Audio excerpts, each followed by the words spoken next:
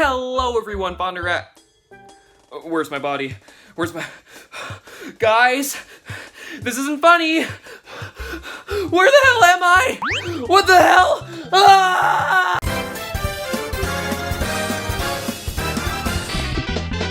Here we go!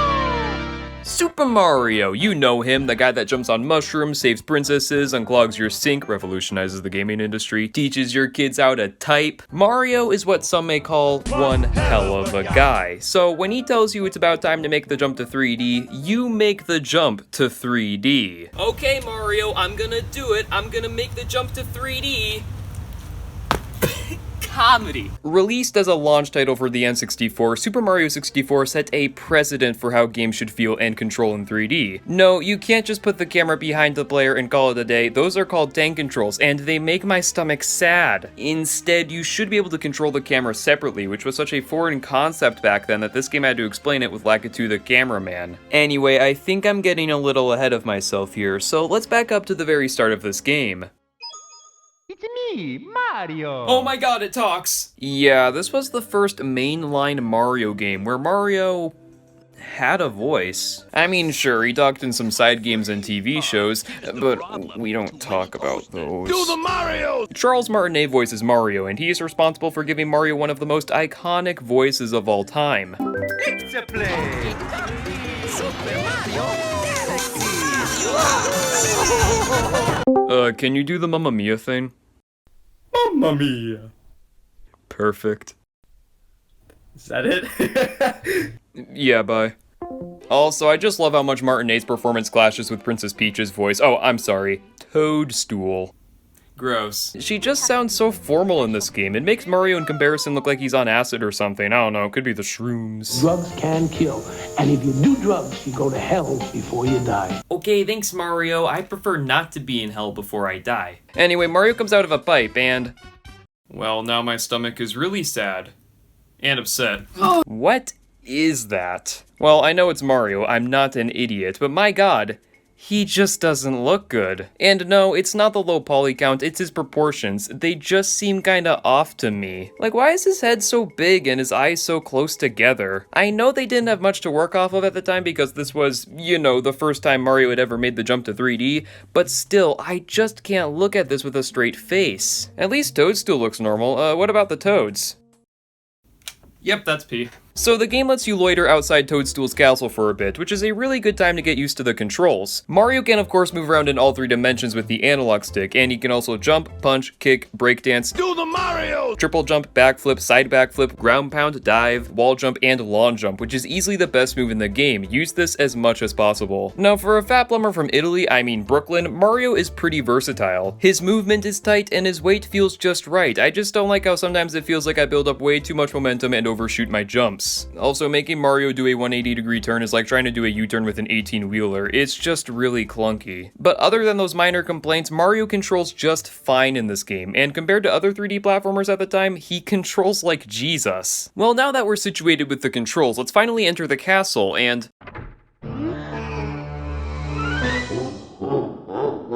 yeah, that's never a good sign. So instead of kidnapping Toadstool, Douglas Bowser just locked her and the Demon Toads inside the castle by stealing all the Power Stars. Your goal is to get them back, and to do that, you're gonna have to explore the different courses that Doug put them in. Getting to them is as easy as jumping through a painting. Or killing a random boo. Or accidentally going through a wall. Really, anything could be a portal to another world here. Sometimes you gotta be careful where you look. Not again. Toadstool's castle is essentially this game's hub world, in case you couldn't already tell. And while it isn't the most lively hub world I've ever explored, it's still fun to explore nonetheless. You never know what to expect in here. One minute you could be chasing a bunny in the dungeon, and the next you could be stuck inside a giant fish tank. This amount of variety extends to this game's courses too. Every time I jump into a new painting, I feel like I'm popping open a box of chocolates. The first course is Bob-omb Battlefield, which is a simple yet charming grass level that introduces a lot of this game's mechanics. You'll learn pretty quickly that this game focuses less on defeating enemies and more on movement, as you can literally just walk around the first few Goombas you encounter. The developers obviously realized how much fun moving around in 3D was, so they designed this game's courses to fulfill that enjoyment, whether that be through dodging obstacles, jumping on things, collecting coins, or making eyeballs dizzy. These courses are all pretty open-ended too. It's really easy to get lost in some of these. And again, the variety is through the roof. I feel like each world has its own shtick that allows it to stand out from the rest.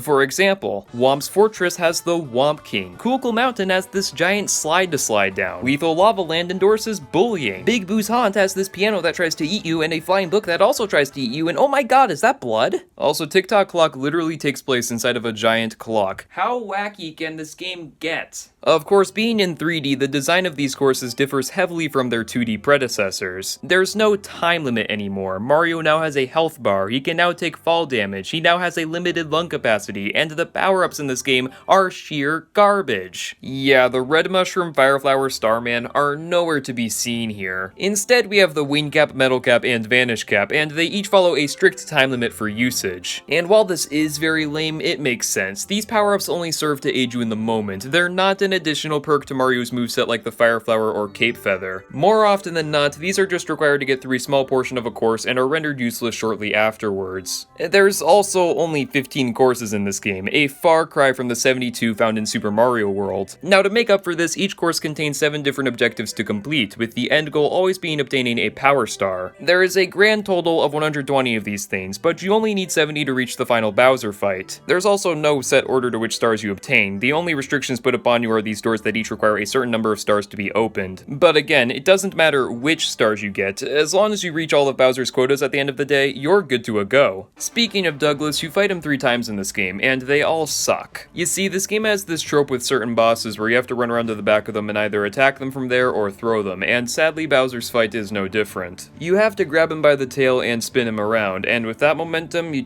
gotta fling him into a bomb. Kaboom! That's the sound the bomb makes. And I don't know if I'm just stupid or something, but I have had such a hard time trying to aim Bowser. It's like even when I think I released the grab button at just the right moment, Mario holds on to Bowser for a few more seconds than I wanted him to and throws King Koopa in the wrong direction. Eventually, I just started releasing the grab button whenever I felt like it, and I surprisingly saw better results doing that. Anyway, Mario saves the day, gets a smooched, and eats a really delicious looking cake, all while thanking you for playing his game. Thank you so much for playing my game.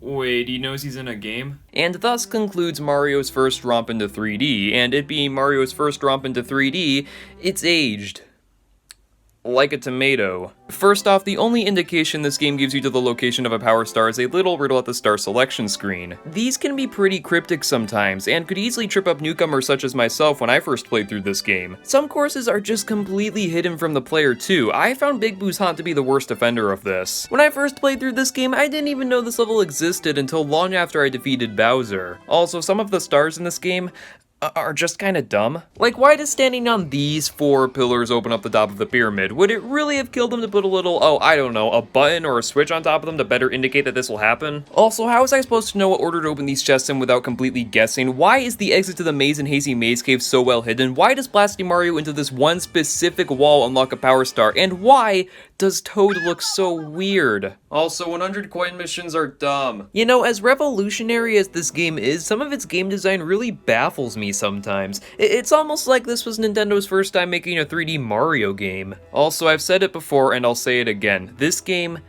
does not look good. I know it's an N64 game. These games were never real lookers, but I can't help it if I see this game's pokies in my nightmares. Speaking of this game's graphics, you may have noticed that I am playing the Super Mario 3D All-Stars version of this game. Yeah, this N64 controller wasn't plugged into anything. I'm a big fat liar. And this is such a cool collection, by the way. I've been meaning to talk about this on my channel for a while now, and I guess now is as good of a time as ever. I will say, having 3 of the best games of all time on one cartridge still blows me away to this day, and being able to play them portably is a dream come true. However, I'm still baffled by one glaring omission. Yeah, Galaxy 2 runs on the same engine as Galaxy 1. Would it really have been that difficult to include it in the collection? I mean, I'm not totally pissed about it not being here like a lot of other people are. I'm just glad this thing exists, to be honest. Still though, Galaxy 2 being absent from this collection and the highlight reel at the end of the Mario 35th Anniversary Direct raises a lot of questions for me. It's almost like Nintendo's trying to forget that this game ever existed, which sucks because this game is amazing and definitely one of my all-time Oh, speak of the devil. How'd you get in here? I keep that door locked for a reason. Hey, what is that? Wait, I know what that is. That's one of those neuralizers for Men in Black. You're gonna use it on me to make me forget about Super Mario Galaxy 2!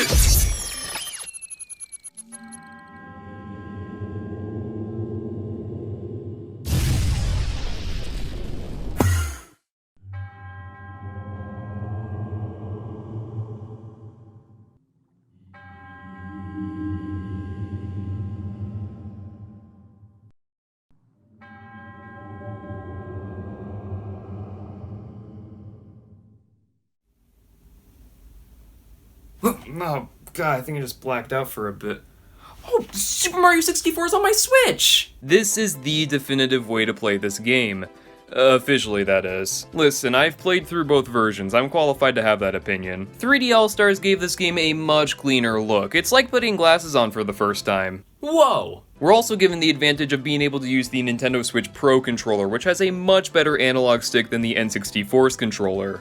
And it also has rumble because this is actually the Shindu version of Mario 64. Of course, it being the Shindu version removed many speedrunning exploits, such as the backwards lawn jump. Now, I don't speedrun this game, and I don't plan on learning how to on my next plane ride, so this change didn't really affect me, but I can see how it may have irked some longtime speedrunners who just wanted a way to play this game officially in HD. But overall, I'd say the 3D All-Stars version of Super Mario 64 is pretty good, and if you're looking to play this game today, definitely try picking it up. If you still can, that is. Anyway, Super Mario 64 is revolutionary. This game shaped how a lot of our 3D platformers are played today. That being said, I've had the most trouble going back to this game out of all the 3D Mario games, and I think that's mostly due to its age. Don't get me wrong, Super Mario 64 is a classic. It was a huge stepping stone for this series. Hell, it was a huge stepping stone for the video game industry. But I think I'd rather just view it as an important piece of history than something I'd actually want to sit down and play through again. I mean, I like looking at bones in a museum, but that doesn't mean I want to use them. Holy cannoli, kids, I'm Mario, and I'm telling you, if you're not watching the Super Mario Bros. Super Show, you're gonna turn into a Goomba! Wait, what? Well, I guess I'm a Goomba now. All because I wasn't watching the Super Mario Bros. Super Show. Oh, how could it have come to this? Mario, please, if you can hear me, tell me how I can be cleansed of my sins. Do the Mario! What? Do the Mario! Okay, that is literally the most humiliating thing you could have suggested. Please, don't make me do the Mario. No, please, stop the music. Please, I don't want to. No, stop, stop, stop! Do the Mario! Swing your arms from side to side. Come on, it's time to go. Do the Mario. Take one step, and then again, let's do the Mario all together now. You got it! It's the Mario! Do the Mario! Swing your arms from side to side. Come on, it's time to go. Do the Mario. Take one step, and then again, let's do the Mario all together now. Come on now, just like that.